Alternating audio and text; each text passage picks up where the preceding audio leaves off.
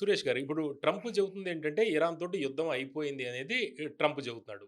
అయితే ఇరాన్ అయితే కండిషన్స్ పెడుతుంది. ఈ కండిషన్స్ ఒప్పుకుంటేనే మేము యుద్ధం ఆపుతాము అనేది. హ్మ్. ఏంటి ఈ కండిషన్స్ ఒప్పుకుంటారా? అమెరికా చెప్పినట్టు యుద్ధం అయిపోయిందా? ఏంటి ఎట్లా అర్థం చేసుకోవాలి? ఇరాన్ 3 కండిషన్స్ పెట్టారు ఇవాళ హ్మ్. పొద్దున. ఫస్ట్ యుద్ధం ఆపేసేయాలంటే, మేము చెప్పిన కండిషన్స్ ప్రకారమే యుద్ధం ఆపుతాం. హ్మ్. అది ట్రంప్ ఒప్పుకోరు కదా! హ్మ్. ఒకటేంటంటే వాళ్ళ మీద జరిగిన బాంబింగ్ అంతా మొత్తం ఆపేసేయాలి ఇప్పుడు. హ్మ్. జరుగుతున్న బాంబింగ్ కంప్లీట్‌గా. అది కూడా రిటర్న్ అష్యూరెన్స్‌తో సహా. హ్మ్. థర్డ్ పార్టీతో మాకు రిటర్న్ అష్యూరెన్స్ కావాలి. ఎప్పటి నుంచి మేము ఇరాన్ మీద బాంబులెయ్యము. అది ఇజ్రాయెల్ గాదు, యూఎస్ గాదు ఎవరివ్వరు. రెండోది వాళ్ళ వైపు నుంచి ధ్వంసమైన ప్రాపర్టీ అది హ్మ్. పర్సనల్ ప్రాపర్టీ ఉండొచ్చు, గవర్నమెంట్ ప్రాపర్టీ ఉండొచ్చు, ఏదైనా ఉండొచ్చు. దాన్ని మొత్తం కాంపెన్సేషన్ ఇవ్వాలంట. ఎంత ఖర్చు వాళ్ళకి ఎంత నష్టమైందో అంత అంత డబ్బిచ్చేయాలి. డబ్బిచ్చేయాలంట. అది కూడా హ్మ్. ఇవ్వరు వీళ్ళు. హ్మ్. వీళ్ళే బాంబేశారు. మళ్ళీ వీళ్ళెళ్ళి ట్రంప్‌కి ప్రాబ్లమ్ ఏంటంటే డబ్బులు. హ్మ్. నిన్న సాయంత్రం దాకా అమెరికా ఖర్చు పెట్టింది $11 బిలియన్. అంటే వాళ్ళ మిసైల్ 5000 మిసైల్స్ యూజ్ చేశారు. హ్మ్. అది కాకుండా వాళ్ళ పర్సనల్ కాస్ట్ ఉంటుంది. అంటే అక్కడ ఉన్న ఎయిర్‌క్రాఫ్ట్ క్యారియర్ గాని ఇదంతా మెయింటైన్ చేయాలి కదా మొత్తం. హ్మ్. సో, ఇదంతా అన్నీ కలిపితే 11 బిలియన్ ఖర్చయింది. ట్రంప్ ఇవాళ కాంగ్రెషనల్ లీడర్స్‌ని మీట్ అయితున్నారు. ఆయన $50 బిలియన్ అడుగుతున్నారు. హ్మ్. ఎందుకంటే యుద్ధానికి ఎళ్ళే ముందు ఎప్పుడైనా యుద్ధం అనే కాన్సెప్ట్ వచ్చినప్పుడు అమెరికన్ కాంగ్రెస్ అప్రూవ్ చేయాలి. హ్మ్. వాళ్ళ పార్లమెంట్. ప్రెసిడెంట్ అట్లా డెసిషన్ తీసుకోలేరు. ఎమర్జెన్సీ సిట్యుయేషన్‌లో యెస్. బట్ దాని తర్వాత రెగ్యులరైజ్ చేయాలంటే పార్లమెంట్ దగ్గరెళ్ళాలి. ఇప్పుడు 50 బిలియన్ కావాలంటే హ్మ్. పార్లమెంట్‌కెళ్ళాల్సింది. వాళ్ళ పార్లమెంట్‌కి, వాళ్ళ కాంగ్రెస్‌కి. అది వాళ్ళు అంగీకరిస్తారో లేదో డౌట్‌ఫుల్ ఉంది. ఈ పరిస్థితిలో. నేను చెప్పాను చూడండి. ఎవరి దగ్గరైనా అడిగితే యుద్ధం అయిపోయిందా అంటే అవును. అమెరికా గెలవట్లేదు. హ్మ్. ఇరాన్ ఓడిపోవట్లేదు. అవును. ఆ పరిస్థితిలో ఉన్నారనమాట. అవును. ఇరాన్ ఏమంటున్నారు? హ్మ్. మేము ఎన్ని రోజులు కావాలంటే యుద్ధం తీసుకెళ్తాం. మాకు ప్రాబ్లమ్ లేదు. అవును. కానీ అమెరికాకి అది నడవదు. అవును. ఎందుకంటే cost wise they are very very ఎందుకంటే వాళ్ళకి ఇప్పుడు 50 బిలియన్ అంటే చిన్న అమౌంట్ వాళ్ళకి. హ్మ్. కానీ ఎవరైనా చనిపోయారనుకోండి లాస్ట్‌లోనే రేపు 10 మంది చనిపోతే అవును. కువైట్‌లో జరిగినట్లు 8 మంది పోయారు చూడండి. అట్లా అవును. జరిగితే then it becomes a big issue in America. Hmm. Especially mid term polls రాబోతుంది. ఆ! ఆల్రెడీ ప్రెసిడెంట్ ట్రంప్‌కి ఈ యుద్ధానికి అప్రూవల్ రేటింగ్ ఈస్ ఓన్లీ 38%. హ్మ్. 38% అదే టైంలో జార్జ్ బుష్ ఇరాక్ ఆక్రమించిన టైంలో ఆయనకున్న అప్రూవల్ రేటింగ్ అప్పుడు 82%. అప్పుడు కూడా ఏం దొరకలేదనుకోండి. వెపన్స్ ఆఫ్ మాస్ డిస్ట్రక్షన్ అని చెప్పి ఎళ్లారు గానీ, ఒక జస్టిఫికేషన్ ఉండే. హ్మ్. ఇప్పుడు ఇరాన్ దగ్గర యురేనియం ఉందని ఎళ్ళిన తర్వాత, ఇప్పుడు మీరు యురేనియం లేదు, ఏం లేదు. మీరు ఏం తీసుకొని వస్తున్నారు బయటికి? అది అడుగుతున్నారు ప్రజలు. మీరు ఇంత ప్రాపర్టీ ధ్వంసం చేశారు. ఇంత మన అమ్యునిషన్ యూజ్ చేశారు. 5,000 బాంబ్స్ యూజ్ చేశారు. రిజల్ట్ ఏంటి? What plus is the third net ఏమో రిజల్ట్? ఫ్యూచర్ అటాక్స్ చేయకూడదు. అదొక అది కండిషన్. ఎక్కడుంది గ్యారంటీ? హ్మ్. ఇది కాంగానే వాళ్ళు మళ్ళీ ప్రొడక్షన్ మొదలుపెడతారు. మళ్ళీ ఆపుతారా? మళ్ళీ బాంబ్ చేస్తారా? మళ్ళీ యుద్ధం మొదలైతది. హ్మ్. నాన్ ఎండింగ్ ప్రాసెస్ లాగా అయిపోతుంది. ఇది నడుస్తూనే ఉంటది. అంతులేని కథ అయిపోతుంది. అవును. అది ఆపాలంటే డెఫినిట్‌గా ఇప్పుడు కావాల్సిందేంటంటే ఒక మెచ్యూరిటీ కావాలి. Political maturity. అది ఇరాన్ వైపు నుంచి కూడా ఉండాలి. దట్ యురేనియం అనేది ఒక చాలా వాళ్ళకు ఒక న్యూక్లియర్ ప్రోగ్రామ్ అనేది చాలా పెద్ద డౌట్ ఉంది అమెరికాకి. దాన్ని మీరు క్లారిఫై చేయాల్సింది. అది మీరు లేదు మేము అసలు ఏం పట్టించుకోము. ఐఏఈని పట్టించుకోము. అమెరికాని పట్టించుకోము. Then it will be a problem. Hmm. వాళ్ళ వైపు నుంచి కూడా ఒక మెచ్యూర్ లీడర్‌షిప్ రావాల్సింది. కానీ ఇప్పుడేం జరిగిందంటే ఖameneiని మొన్న ఎలక్ట్ చేసిన తర్వాత ఆయన ఇవాళ దాకా కనిపియట్లేదు. ముస్తఫా. ముస్తఫా ఖamenei. హ్మ్. ఆయన ఎక్కడ పోయిండో ఎవరికీ తెలియదు. హ్మ్. ఫస్ట్ బాంబింగ్‌లోనే ఆయన ఇంజ్యూర్డ్ అయ్యారని చెప్తున్నారు. వాళ్ళ ఆ! వైఫ్ బతికే ఉన్నాడని మళ్ళీ వాళ్ళేదో అనౌన్స్‌మెంట్ కూడా చేశారు అనౌన్స్‌మెంట్ ఇరాన్ చేసిన వాళ్ళు. ఒక్క వీడియో కూడా రావట్లేదు బయటికి. ఆ! ఆయన అంటే మొన్న సీక్రెట్‌గా దాచారా అతన్ని? దాచడం అనేది ఈజీ. హ్మ్. దాంట్లో పెద్ద ప్రాబ్లమ్ లేదు. కానీ ఒక వీడియో అంటే అందరికి అర్థమైపోతుంది. ఆయనే మొన్న ఒక న్యూస్ వచ్చింది. 2 రోజుల క్రితం రాత్రి 8 గంటలకు ఆయన మాట్లాడతారు లైవ్ అని చెప్పి. హ్మ్. అందరు టీవీ ముందు కూర్చున్నారు. కానీ ఏం లైవ్ రాలేదు. So, obviously something is wrong అక్కడ. హ్మ్. ఎందుకంటే అదే బాంబింగ్‌లో ఆళ్ళ నాన్నగారు ఎళ్ళిపోయారు. మా అమ్మగారు ఎళ్లారు. వాళ్ళ వైఫు, వాళ్ళ నెఫ్యూ చాలామంది చనిపోయారు. అవును. అట్లాంటి టైంలో డెఫినిట్‌గా ఈయనకు గూడా ఏదో అయ్యుంటది. లేదంటే పోయుంటాడా? పోయి తెలియదు మనకిప్పుడు. హ్మ్. ఎందుకంటే why is he not seen? ఒక వాయిస్ క్లిప్ కూడా లేదు. అవును. సో, అది చాలా ఇంపార్టెంట్. అంటే సంథింగ్ అతన్ని ఈస్ కూడా హ్యాపెండ్. చంపేస్తామని వీళ్ళు ఆల్రెడీ చెబుతున్నారు గదా! అందుకని అదుంది. కొద్దిగా అది హైడ్ కనిపిస్తే చేస్తున్నారు. కదా చంపేది. ఆ! ముందు మనిషి ఉన్నాడో లేదో తెలీదు. హ్మ్. ఇదొక డౌట్ ఉంది. కావాలని చెప్పి వీళ్ళు అనౌన్స్ చేశారా? Just to give a semblance of normalcy అంటాం ఇంగ్లీష్‌లో. అన్నీ నార్మల్‌గా ఉందని చూపియడానికి ప్లస్ చేశారా? డీమోరలైజ్ అవ్వకండా అక్కడ. అవ్వకుండా ఉండడానికి చేశారా? హ్మ్. ఎందుకంటే వీళ్ళ టాప్ కమాండ్ మొత్తం పోయింది కదా. అవును. దాంతో తర్వాత సెకండ్ కమాండ్, థర్డ్ కమాండ్ నడిపిస్తున్నారు ఇప్పుడు. దాని తర్వాత వీళ్ళు వెళ్ళి అజర్బైజాన్ మీద బాంబ్ వేశారు. అటు ఆహ్, సైప్రస్ మీద వేశారు. హ్మ్. తుర్కీ మీద కొట్టారు. ఇప్పుడు అవును. లేనిపోయి ఫ్రెండ్స్ అందరూ పోయారు ఇప్పుడు. హ్మ్. వీళ్ళు ఎవరు ఫ్రెండ్స్ అని ఒమాన్ వాజ్ నెగోషియేటింగ్. మొత్తం యురేనియం డీల్ నెగోషియేట్ చేస్తుంది ఒమాన్. అవును. వాళ్ళ ట్యాంక్స్ కొట్టేశారు నిన్న. ఇప్పుడేమో అంటున్నారు మేము చేయట్లేదు. ఇది అంతా ఇజ్రాయెల్, పొరపాటున జరిగింది. ఇదంతా ఇజ్రాయెల్ చేస్తున్నారంట. హ్మ్. ఇజ్రాయెల్‌కి ఏం పోయిందంట? ఐ మీన్ ఇజ్రాయెల్ బాంబ్ వేస్తే ఎవరికి తెలీదా ఇజ్రాయెల్ వేస్తున్నారని? ఇది క్లియర్‌గా తెహరాన్ వైపు నుంచి వస్తుంది. నిన్న కూడా సౌదీ అరేబియాలో 7 మిసైల్స్‌ని వాళ్ళు అడ్డుకున్నారు. హ్మ్. ఓకే. ప్రతి రాత్రి కొడుతున్నారు వీళ్ళు మిసైల్స్. అంటే వీళ్ళ స్టాక్ పైల్ ఉంది ఇంకా. రేషన్ చేసి కొడుతున్నారు. అంటే వీళ్ళు చెప్తున్న ఈ కండిషన్స్ ఏవైతే ఉన్నాయో, ఇవన్నీ కూడా చర్చించి నిర్ణయం తీసుకుందాం. కొద్దిగా థర్డ్ పార్టీ ద్వారా చేద్దాం అంటున్నారు. ఈ థర్డ్ పార్టీ అంటే ఎవరు? పుతినా? పుటిన్ కాదు. హ్మ్. ఒమానే రావాలి మళ్ళీ. హ్మ్. ఒమానే రావాలి. ఎందుకంటే పుటిన్‌ని వీళ్ళు అంగీకరించారు. అమెరికన్స్ పుటిన్‌ని అంగీకరించారు. హుహు. అయితే పుటిన్‌కి ట్రంప్ తరచూ రెగ్యులర్ మాట్లాడతాడు. ఈ మధ్య కాలంలో మాట్లాడుతున్నాడు. 11 అది సార్లు ఏం మాట్లాడాడు. లేదు. ప్రెషర్ పెట్టడానికి. హ్మ్. అక్కడ ఒక యుద్ధం నడుస్తుంది అది ఇంకోటి. ట్రంప్ ఏమన్నాడు నేను అన్ని యుద్ధాలు ఆపేస్తా అన్నాడు. కానీ అవును. ఇప్పటిదాకా ఒక్క యుద్ధం కూడా యాక్చువల్ అన్ని ఆపలేకపోయాడు. యుద్ధాలు చేస్తున్నాడిప్పుడు. అన్ని మన యుద్ధాలు. పాకిస్తాన్ యుద్ధం మన వైపు నుంచి కూడా ఆయనే ఆపాడు అంటున్నాడు. హ్మ్. సరే ఆయనకు ఒక థ్రిల్ ఉంది దాంట్లో చెప్పుకోండి నో ప్రాబ్లమ్. హ్మ్. కానీ ఇప్పుడు జరిగే ఈ టాక్స్‌లో చాలా క్లియర్‌గా, సీరియస్‌గా uranium will be the major issue. Ballistic missile second, hmm. Drones third. అంటే పుతిను ట్రంప్‌కి కొద్దిగా ఫేవర్‌గానే ఉంటాడు అనేది కొంత ఉంది. కరెక్ట్ కాదా అది? పుటిన్ ఫేవరెట్ ఉన్నాడని అమెరికాలో చెప్తారు. హ్మ్. జెలెన్స్కీ చూస్తే ఆయనకు కోపం వస్తుందంట ఇప్పుడు. ఆ! పుటిన్‌తో చాలా రిలేషన్‌షిప్ మెయింటైన్ చేసుకుంటా అంటారు. థాట్ హ్మ్. ఈస్ ఆయన పర్సనల్ చాయిస్ ఉండొచ్చు. లేకుంటే మనకొక ఇంప్రెషన్ ఉండొచ్చు. హ్మ్.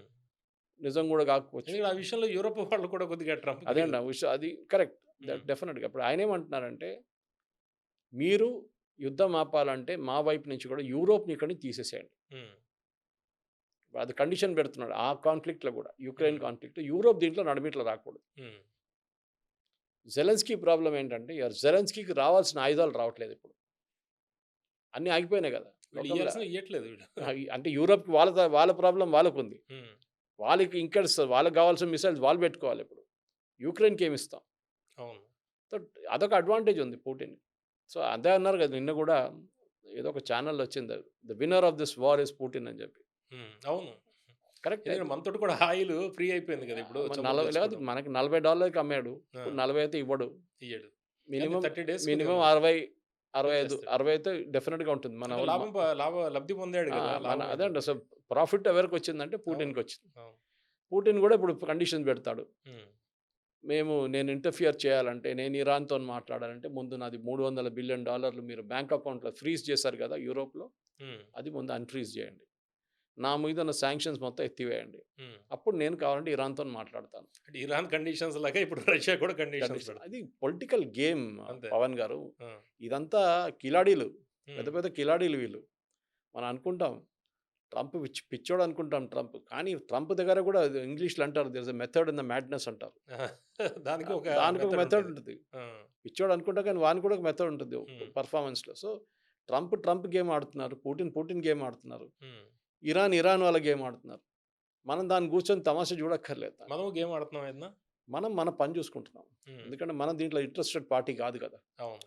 మనకు కూడా దీని మీద బాంబ్ వచ్చి 2 బాంబులు మన తల మీద పడితే అప్పుడు మనం రియాక్ట్ అయ్యి డిఫరెంట్‌గా ఉంటాం. అంటే కానీ మనది ఎట్లా ఉందండి? మన డిప్లొమసీ ఎట్లా ఉంది ఓవరాల్‌గా? ఫస్ట్ ఆఫ్ ఆల్ డిప్లొమసీలో మీరు ఎంత తక్కువ మాట్లాడితే అంత మంచిది. హ్మ్.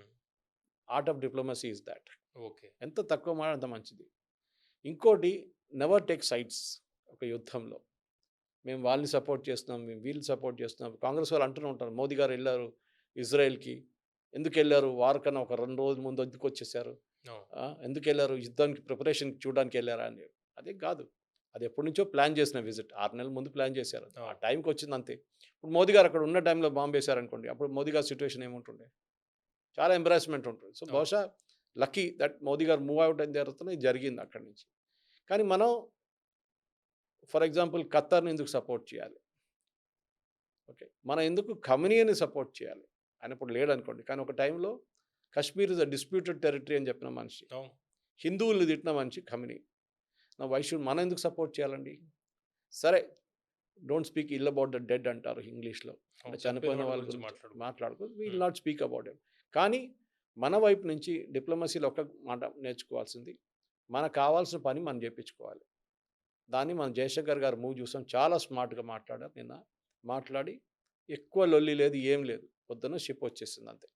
లేదు అప్పుడే రాత్రి 11 ప్రెస్ కాన్ఫరెన్స్ పెట్టి నేను చేపిచ్చాను చూడండి అనగానే మళ్ళీ ఆడు ఇరానోడు బాంబ్ వేస్తాడు మళ్ళీ. హ్మ్. మనం మన పని చేపించుకున్నాం అంతే. రేపు మళ్ళీ 2 ట్యాంకర్‌లు వస్తాయి, మళ్ళీ 2 ట్యాంకర్‌లు వస్తాయి. So just keep quiet. మీరు ఎక్కడ వాళ్ళు మన వైపు నేవల్ షిప్ హెల్ప్ అడిగారు. మనం 3 నేవల్ షిప్స్ కూడా మనం చెప్పాము. Okay. You can enter the Indian territory అన్న. వాళ్ళు రాలేదు. హ్మ్. ఒకడు శ్రీలంక వైపు వెళ్ళిపోయాడు. ఒకడేమో ఇరాన్ పోతాను పోయిండు. ఒకరేమో మన వైపు వచ్చేసారు. ఇప్పుడు కొచ్చిన్‌లో ఉన్నారు వాళ్ళు. సో వాళ్ళకి హెల్ప్ కావాలంటే మనం రెండర్ చేసాం. కానీ కాంగ్రెస్ వాళ్ళు అది తిడుతున్నారు. ఎందుకు మీరు హెల్ప్ చేయలేదు? ఇప్పుడు క్లియర్‌గా జయశంకర్ గారు నిన్న పార్లమెంట్‌లో చెప్పారు. That hmm. We gave fish all 3 offer. ఒకరే తీసుకున్నారు ఆఫర్. ఇంకో శ్రీలంక వైపు వెళ్ళిపోయారు. That is their problem. In fact మూడో షిప్ ఇది బాంబ్ చేసిన షిప్ చూడండి. టార్పిడో చేసిన షిప్‌ని. దాంట్లో గొడవ నడిచింది యాక్చువల్లీ. కమాండర్ ఆ షిప్ ఏమన్నారంటే నేను షిప్పు ఇరాన్ వైపు తీసుకెళ్తా అంటే అమెరికా 2 సార్లు వార్నింగ్ ఇచ్చారంట. హ్మ్. దాని నుంచి బతికి బయటపడిన 36 మంది ఉన్నారు చూడండి. వాళ్ళు చెప్తున్నారు. 2 సార్లు వార్నింగ్ ఇచ్చారంట అమెరికా త్రూ మైక్రోఫోన్స్ మెగాఫోన్స్. హ్మ్. మీరు షిప్ అబాండన్ చేయండి అని చెప్పి. వాళ్ళు ఈవెన్ ఇంటర్‌లైన్‌లో కాంటాక్ట్ చేసి వాళ్ళ వైర్‌లెస్ కమ్యూనికేషన్ చెప్పారంట. You abandon the ship. మీరు షిప్ నుంచి వెళ్ళిపోండి. మేము టార్పిడో చేయబోతున్నాం. ఈ కమాండర్ అంట ఆయన అగ్రీ చేయలేదు. లాస్ట్‌లో దీంట్లో 36 మంది లైఫ్ బోట్ ఏసుకొని కిందకి దిగి వాళ్ళు కొంచెం దూరం పోయంగానే దిస్ థింగ్ గాట్ టార్పిడోడ్. హ్మ్. దాంట్లో ఉన్న అందరూ చనిపోయారు. వీళ్ళు 36 మంది బయటపడ్డారు. శ్రీలంక వాళ్ళు తీసుకెళ్ళి వాళ్ళని వాళ్ళ వైపు ఉంచుకున్నారు. ఇది ఇంటర్నేషనల్ పాలిటిక్స్. అండ్ ఇక్కడ జరిగిందంటే ఇప్పుడు అన్నీ తిరిగి చూస్తే అట్లా చేస్తే బాగుంటుండే కదా! ఇట్లా చేస్తే బాగుంటుండేది కాదు. ఫస్ట్ టైమ్ గల్ఫ్ నేషన్స్‌కి యుద్ధం అని ఏదని అర్థమైపోయింది. వీళ్ళందరూ ఇప్పుడు దాకా ఒక పీస్ ఐలాండ్‌లో ఉన్నారు. అవును. చాలా పీస్‌ఫుల్ ప్లేస్. డబ్బులు విపరీతమైన ఆయిల్ మనీ, గ్యాస్ మనీ.